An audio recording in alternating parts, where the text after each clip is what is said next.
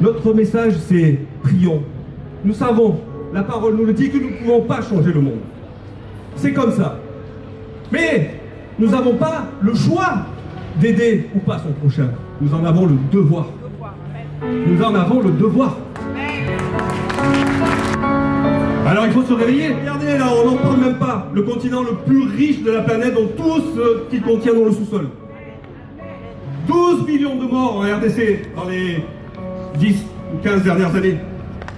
Vous en avez entendu parler? Est-ce que les médias vous ont informé de tout ça? Non. Alors il faut se réveiller.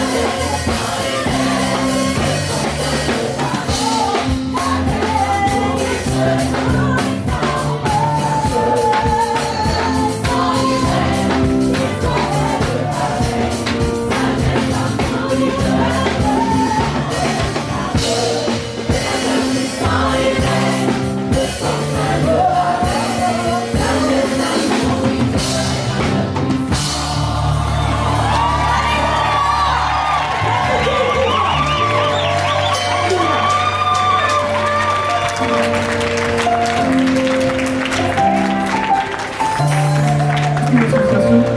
une vision. Une vision qui a pris sa forme suite à une des paraboles de Jésus dans Luc 10, le bon samaritain. Et cette association est bâtie sur deux fondements, on va dire. Bien sûr, la parole de Dieu, ça on a compris. Mais tu aimeras ton prochain comme toi-même. Ça, c'est notre premier champ de bataille. Et le deuxième, c'est de venir en aide à ceux qui sont dans le besoin. Et aujourd'hui, justement, c'est ce que nous voulons faire. Nous voulons crier. Nous voulons parler de la pauvreté dans le monde. Alors, le but, l'objectif, c'est pas de créer des associations, c'est simplement de nous informer, de nous sensibiliser, mais également d'agir. Agir pour la cause du plus faible, agir pour le pauvre. Et ceci doit nous concerner tous. La pauvreté. Alors les pauvres, il y en a dans les 4 coins du monde. Il y en a peut-être au coin de ta rue, dans les couloirs du métro, et peut-être que tu en croises chaque matin. Et peut-être que même dans ta famille, il y a des pauvres. Ces personnes sont de la même nature que nous. Sauf que leur quotidien est plus qu'une épreuve. C'est une difficulté, une souffrance. Les pauvres. Alors,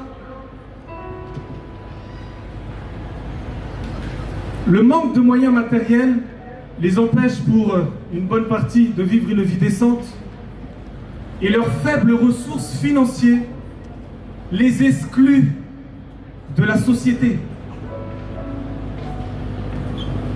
Beaucoup choisissent d'ignorer ces personnes, prétextant qu'ils vivent au crochet de la société et qu'ils sont eux-mêmes responsables de leur situation.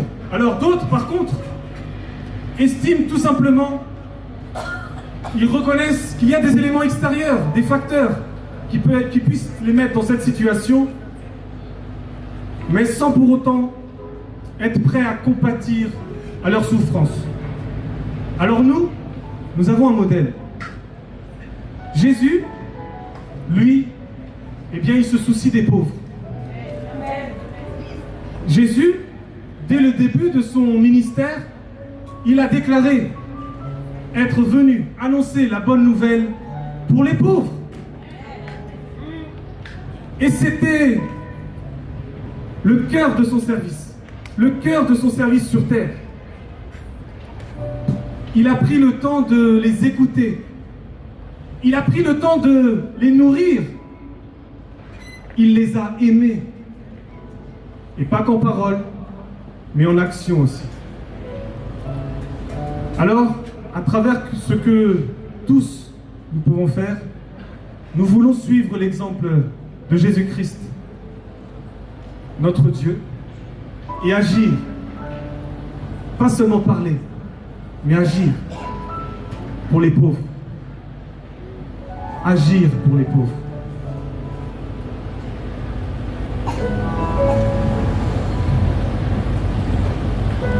Alors, au travers des interventions que nous allons écouter parce ensemble, qu'ils doivent survivre, tout simplement.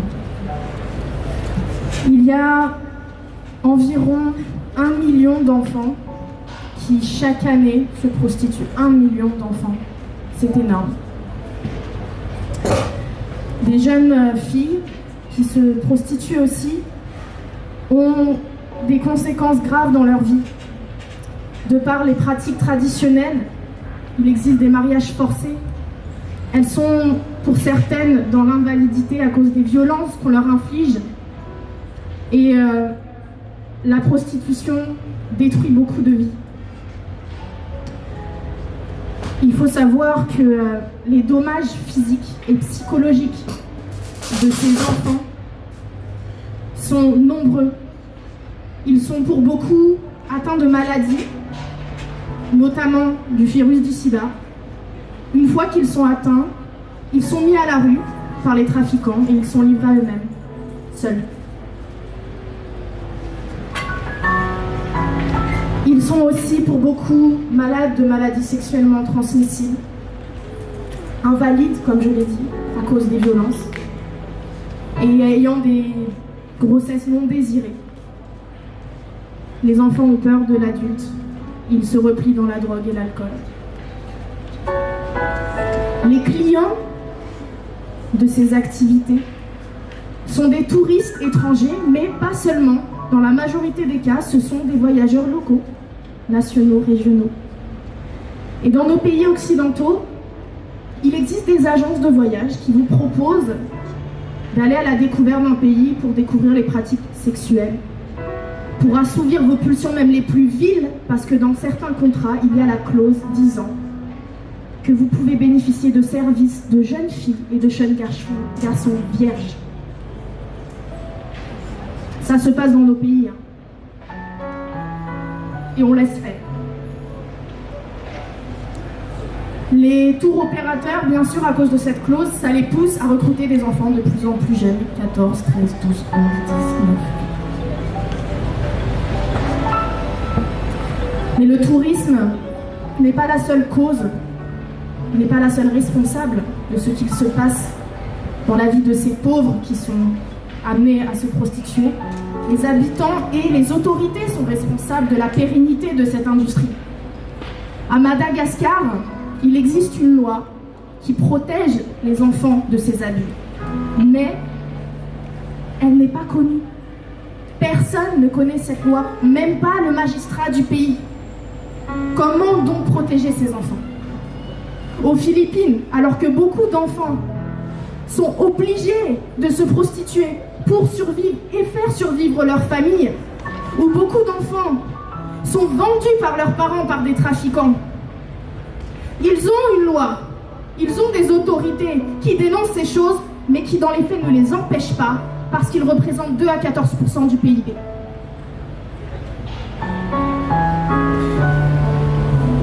L'Europe aussi est concernée. L'Union européenne, l'Europe, nous sommes concernés. Et nous participons à notre niveau. Parce que ces pays du tiers-monde sont endettés. Et il y a les organisations internationales, telles que le Fonds monétaire international et la Banque mondiale, qui encouragent ces pays à développer le secteur du tourisme et du divertissement. Or, dans chacun des cas, l'essor de ces activités, de cette industrie, permet l'envolée du marché sexuel. Enfin, pour terminer ce triste tableau, vous comprendrez que nos enfants sont déjà largement touchés par tout ce qu'il se passe dans le monde. Ce n'est pas la peine que nos enfants ici le soient. Et si on peut attendre 16 ans pour avoir un permis, on peut attendre pour sa sexualité.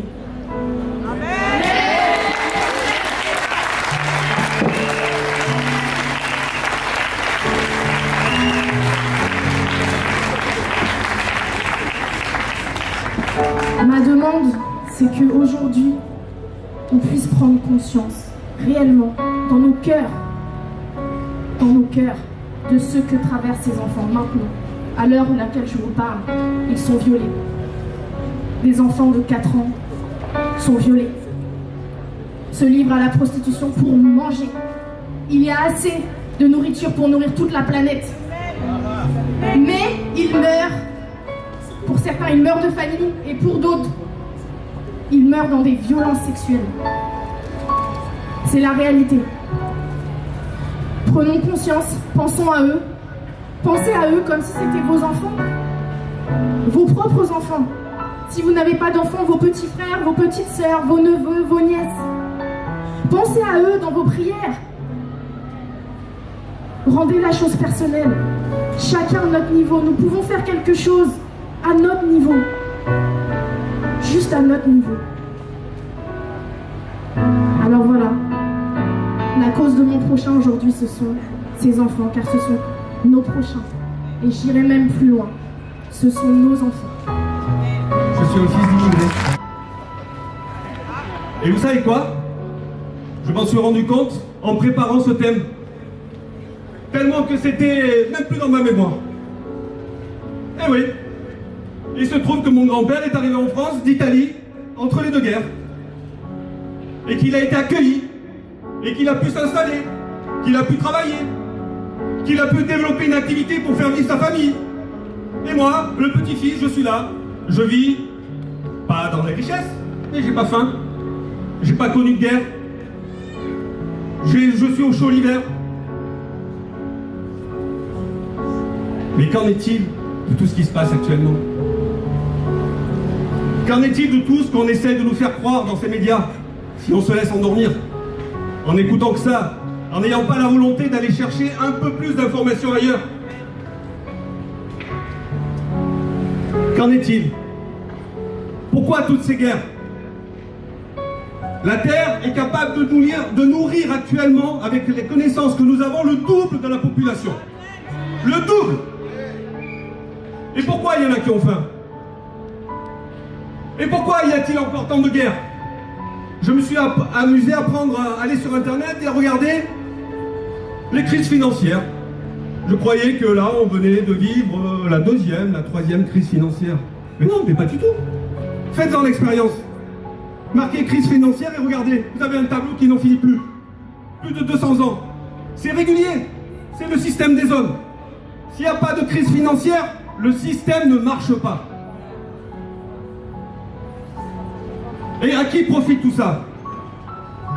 À une petite majorité de cette population mondiale qui s'est autoproclamée devoir gérer toutes les richesses du monde.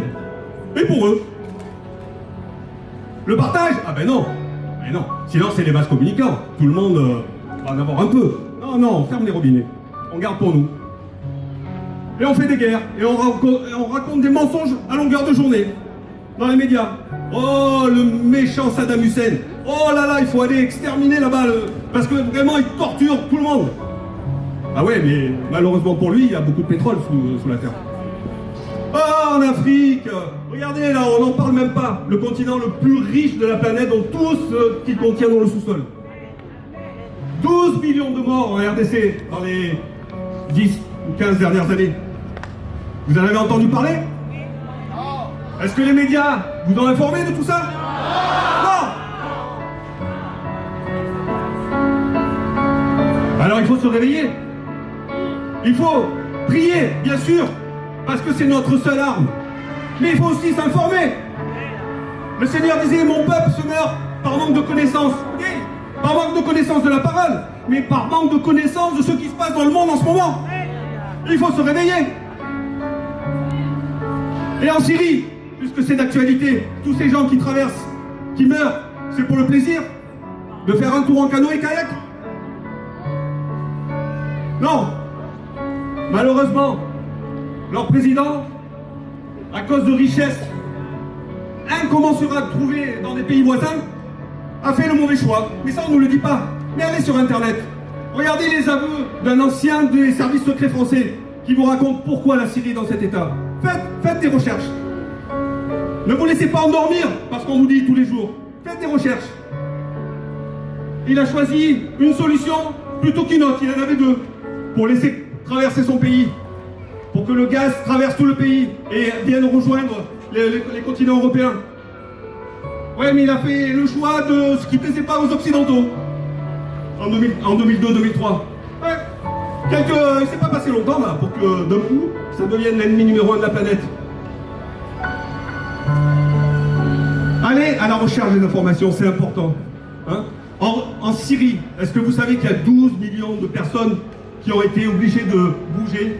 Dans ces 12 millions, il y en a plus de 500 000 qui sont mortes.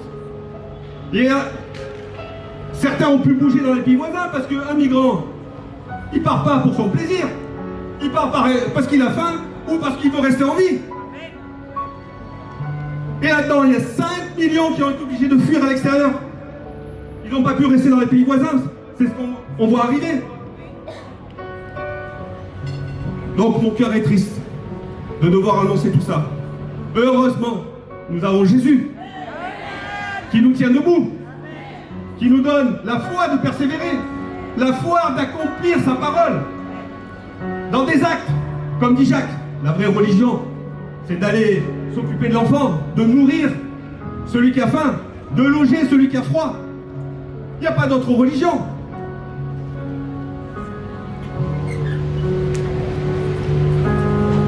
Alors, où que nous soyons, même si nous ne sommes pas présidents d'un pays, même si nous ne sommes pas présidents d'une région, même si nous ne sommes pas présidents d'une grande association, là où le Seigneur nous a placés, avec un cœur d'amour, son amour, sa sensibilité, parce que sans lui, nous serions comme les autres. Nous pouvons faire quelque chose. Nous pouvons, à notre niveau local, faire une petite chose.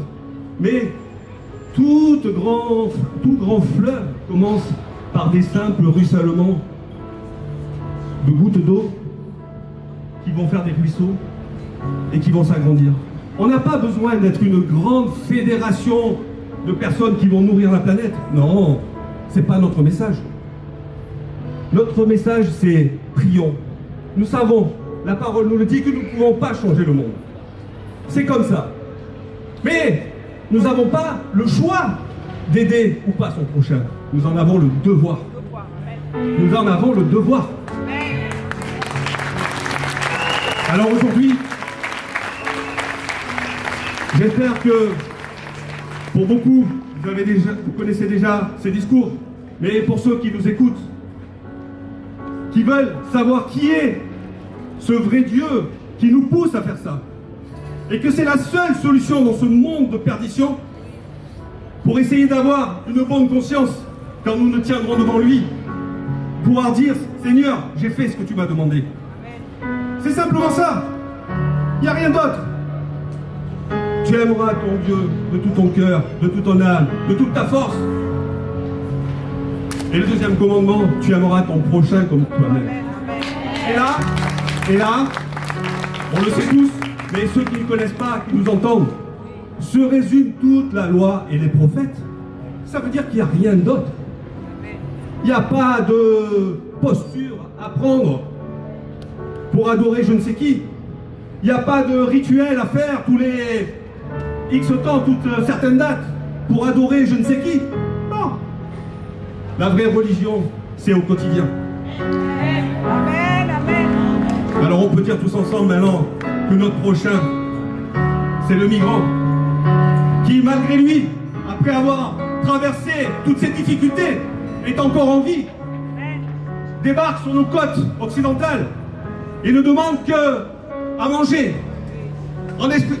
Sa seule espérance, c'est que son pays sorte de la guerre et qu'il puisse y retourner un jour. Il n'est pas venu nous voler quoi que ce soit. Il est venu utiliser ce que nous on a volé chez eux.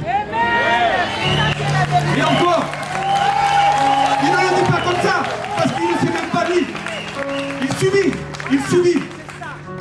Alors merci Seigneur. Merci Seigneur pour ce que tu permets. Et on peut dire aujourd'hui que mon prochain, c'est l'immigrant qui débarque aussi avec sur nos côtes.